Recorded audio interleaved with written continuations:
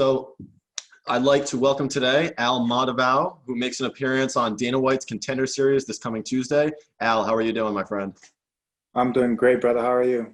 I'm doing great. I noticed that this fight is at light heavyweight, but you really fought all over. You fought at heavyweight.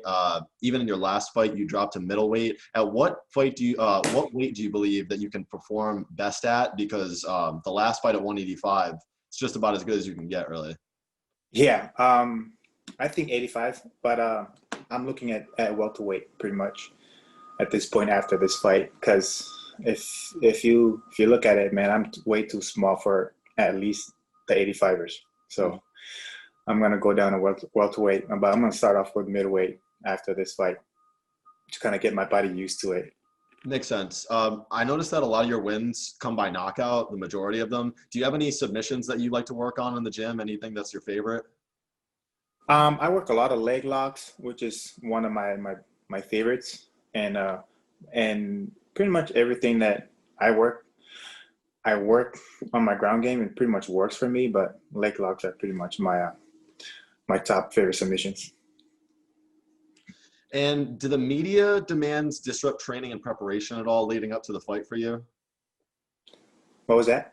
The media demands, so like interviews and stuff like that, do they disrupt your training and preparation leading up to the fight?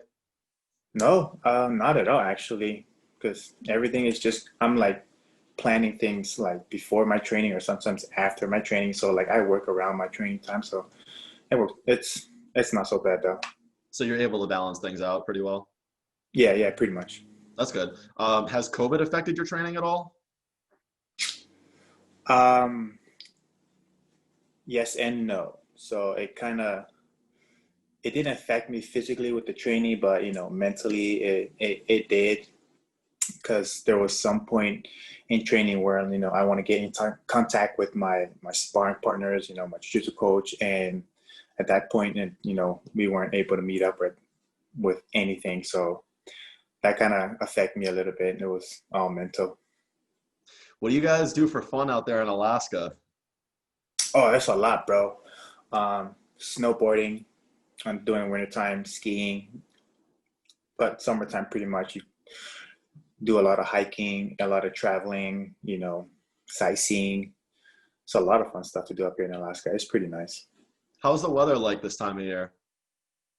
It's starting to cool down.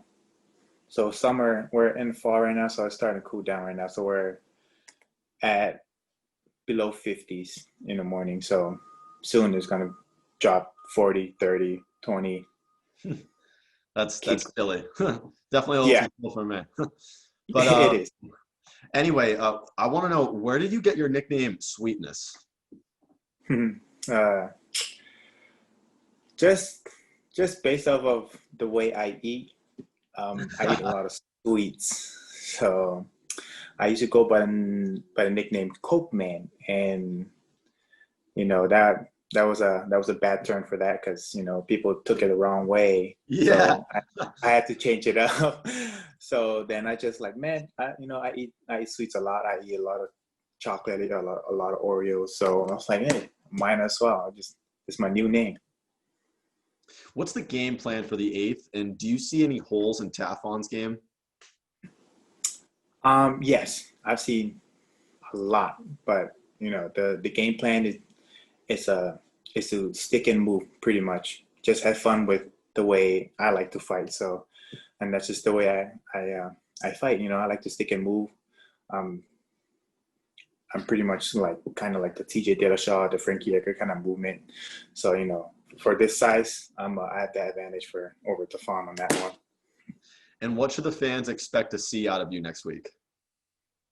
A fun fight, a fun performance, and it's gonna be a good ass fight against another striker. So it's gonna be a bomb ass fight.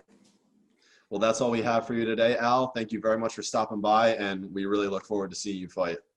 Thanks, bro. Thanks for having me on the show. Take care. You too.